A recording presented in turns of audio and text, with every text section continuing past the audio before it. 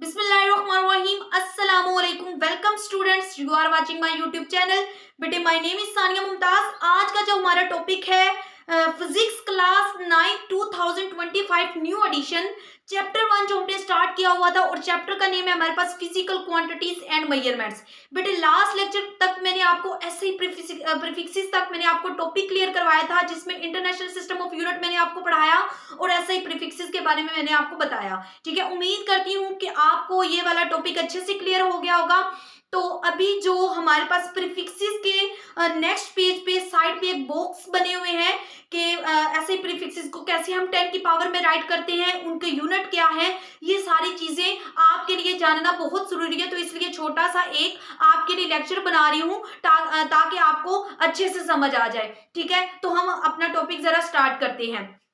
ठीक है मेरा बेटा, इसमें प्रीफिक्स, ठीक है, प्रीफिक्स हमारे पास क्या है, जो सबसे पहले कुछ प्रीफिक्सेस दी गई हैं जो हमारे लिए न्यूमेरिकल वैल्यू में हमारे लिए राइट करना बहुत ही आसान होता है। हम उसे यूनिट के तौर पर राइट कर लेते हैं। ठीक है, 10 की पावर के तौर पर राइट करते हैं, उसके साथ वो यूनिट राइट करते हैं। ठीक है, ये वाली चीज राइट करना हमारे लिए बहुत ही आसान हो जाता है। जैसे देखिए हमारे पास एटो के लिए हम सैंपल ए यूज करेंगे, स्मॉल लेटर। अब मेरी बात एक आपने गौर से सुननी है। ठीक है, जहां पे हमारे पास माइनस वाली वैल्यू आएगी, ठीक है, मतलब कि जहां पे हमारे पास बहुत ही छोटी वैल्यू आएगी, माइनस वाली वैल्यू आएगी, नेगेटिव साइन वाली वैल्यू आएगी मेरा बेटा, तो वहां पे हमारे पास जो सिंबल होगा वो हमारे पास जो है वो स्मॉल फॉर्म में होगा। ठीक है, जब हमारे पास वैल्यू ऑटोमेटिकली, जब हमारे पास वैल्यू जो स्टार्ट हो जाती है कैपिटल फॉर्म में तब स्टार्ट होती है जब हमारे पास पॉजिटिव फॉर्म में होती है। मतलब जब हम जा रहे होते हैं दाएं से बाएं की तरफ, तो हमारे पास वैल्यू जो होती है वो हमारे पास क्या होती है, पॉजिटिव फॉर्म में। और जब हम लोग जा रहे होते हैं बाएं से दाएं की तरफ, वैल्यू को चेंज करते हैं, तो हमारे पास वैल्यू क्या होती है, नेगेटिव होती है। ये मैं आपको पढ़ा चुकी हूं। और जरा देखें हमारे पास एटो हमारे पास स्मॉल फॉर्म में होगा 10 की पावर -18, फेमटो हमारे पास 10 की पावर -15 होगा, मतलब 0 0 0 0 ऐसे छोटी वैल्यू चलती जाएंगी। पीको हमारे पास 10 की पावर -12 होगा। ठीक है, पीको हमारे पास क्या होगा, 10 की पावर -12 होगा। और नैनो हमारे पास 10 की पावर 9 होगा। इसके लिए हम ये स्मॉल फॉर्म में ये इसके सैंपल यूज करेंगे। माइक्रो की वैल्यू हमारे पास होती है 10 की पावर -6, और ये सारी वैल्यू आपको आनी चाहिए। ठीक है, इनके नेम भी आनी चाहिए, इनके सैंपल भी आने चाहिए, और इनकी पावर भी आनी चाहिए। ठीक है, क्योंकि एमसीक्यूज के लिहाज से भी ये बहुत ही इंपॉर्टेंट है, और उसके अलावा न्यूमेरिकल वैल्यू में भी आपको इससे बहुत ज्यादा हेल्प मिलती है। ये आपके लिए 9th में इवन, ठीक है, 9th से आपसे स्टार्ट होता है। ठीक है, 9th से ही ये इंपॉर्टेंट है। 9th 10th first year second year जब तक फिजिक्स चलती है, जब तक आप फिजिक्स पढ़ते हैं, तो ये सारी वैल्यू साथ साथ आपके घूमती फिरती रहती है। ये सारी वैल्यूज आपने हर फिजिक्स के टॉपिक में, न्यूमेरिकल में आपने यूज करनी होती है। ठीक है, इसलिए ये वाली वैल्यूज आपके लिए याद करना बहुत जरूरी है। मिली के लिए 10 की पावर -3, सेंटी 10 की पावर -2, डेसी 10 की पावर -1। ठीक है, 10 की पावर हमारे पास क्या होगा, -1 होगा। किलो 10 की पावर 3, और इसके लिए कैपिटल के होगा हमारे पास। मेगा 10 मेगा के लिए कैपिटल एम 10 की पावर 6, मतलब इसमें पॉजिटिव फॉर्म होगा। मतलब हम क्या करेंगे, हम दाएं से बाएं की तरफ शिफ्ट होंगे। दाएं से कहां पे, बाएं की तरफ। हमारे पास वैल्यू क्या है, 1.38000। ठीक है, जब हम यहां से ये देखें, यहां से 1 2 3 4 5 6 यहां तक आते हैं, तो हमारे पास ऊपर वाली वैल्यू क्या होती है, 10 की पावर 6, और ये हमारे पास क्या कहलाती है, मेगा कहला रही होती है। उसके बाद गैगा के लिए हम कैपिटल जी यूज करेंगे, और वैल्यू हमारे पास 10 की पावर 9 आएगी।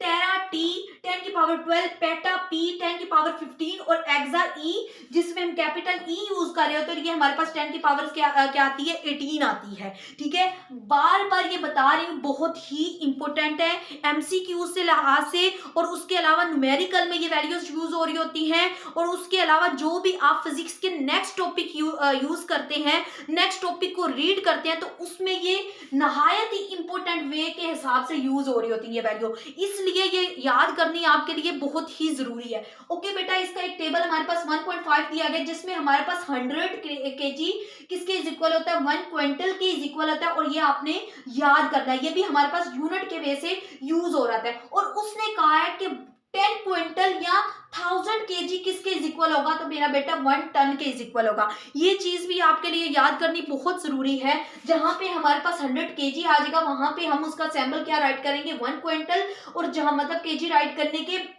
केजी ना राइट करें तो ये राइट करेंगे। अगर 10 क्विंटल आ जाएगा मतलब 1000 केजी आ जाएगा तो हम उसे 1 टन के तौर पर क्या करेंगे, राइट करेंगे। ओके मेरा बेटा, कुछ ये चीजें हैं ये आपको बताना चाहूंगी, ये आपके लिए बहुत ही इंपॉर्टेंट और नहायत ही जरूरी है। तो देखें जरा, 1 मीटर इज इक्वल, 1 मीटर से छोटी वैल्यू क्या होती है, 100 सेंटीमीटर। 1 मीटर 100 सेंटीमीटर, 1 मीटर जब हमारे पास वैल्यू आती है तो उससे छोटी वैल्यू हमारे पास 100 सेंटीमीटर होती है। 1 सेंटीमीटर से हम 1 मिलीमीटर की तरफ जाते हैं। अगर न्यूमेरिकल में वैल्यू होती है तो 1 मीटर से हमने 100 सेंटीमीटर, 1 सेंटीमीटर से 1 मिलीमीटर, 1 किलोमीटर से 1000 मीटर की तरफ हम लोग जा रहे होते हैं। ठीक है, ओके बेटा, 1 मिलीमीटर इज इक्वल होता है 10 की पावर -3, मतलब ये हमारे पास ऐसी वाली होगी 1 डिवाइडेड बाय 1000।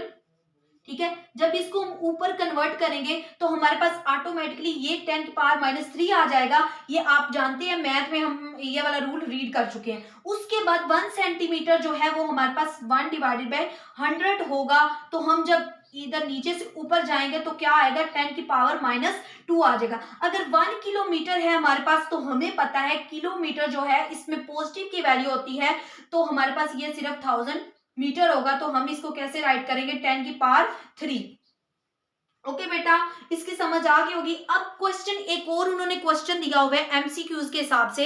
ठीक है, उसमें आपने एक टॉपिक सिलेक्ट करना है। ठीक है, एक पॉइंट पे आपने टिक का निशान लगाना है। लेकिन ये जो मैं आपको बता रही हूँ, ये अगर आपके पास इन केस एमसीक्यूज में आपसे पूछा जाता है ये वाला क्वेश्चन, तो आप इसके 4 आंसर हैं। ठीक है, इनमें से कोई भी उन्होंने आपको पॉइंट में दिया होगा, ए में, बी में, सी में, तो आप उसमें ये आंसर राइट कर सकते हैं। देखिए जरा, हमारे पास क्वेश्चन क्या है, 100 metre is equal to, 100 metre किस किस चीज के इज इक्वल हो सकता है। ठीक है, इसके 4 आंसर हैं। जो पहला आंसर है 1000 सेंटीमीटर के इज इक्वल हो सकता है, किसके, 1000 सेंटीमीटर के इज इक्वल हो सकता है। और जो दूसरा है वो हमारे पास क्या है, जो है हमारे पास क्या है, 1,00,000 मिलीमीटर के इज इक्वल हो सकता है। ठीक है, और जो तीसरा हमारे पास है 328.08 फीट के इज इक्वल हो सकता है, 109.36 यार्ड्स के इज इक्वल हो सकता है। ये 4 के 4 इसके जवाब है। ठीक है, अगर एमसीक्यूज में इनमें से कोई एक भी होगा तो आपको ये 4 की 4 वैल्यू अच्छे से याद करना आपके लिए जरूरी है, ताकि आप उस पे जो आपको ऑप्शन दिया गया है आप उसमें से एक जो अच्छा है, जो मुनासिब है और जो आपको याद है वो आप सिलेक्ट कर सके। ठीक है बेटा, उम्मीद करती हूँ कि आज का लेक्चर आपको अच्छे से क्लियर हो गया होगा। Thanks for watching my video. Okay, जज़ाकिल्लाह, अल्लाह हाफिज, फी अमानिल्लाह।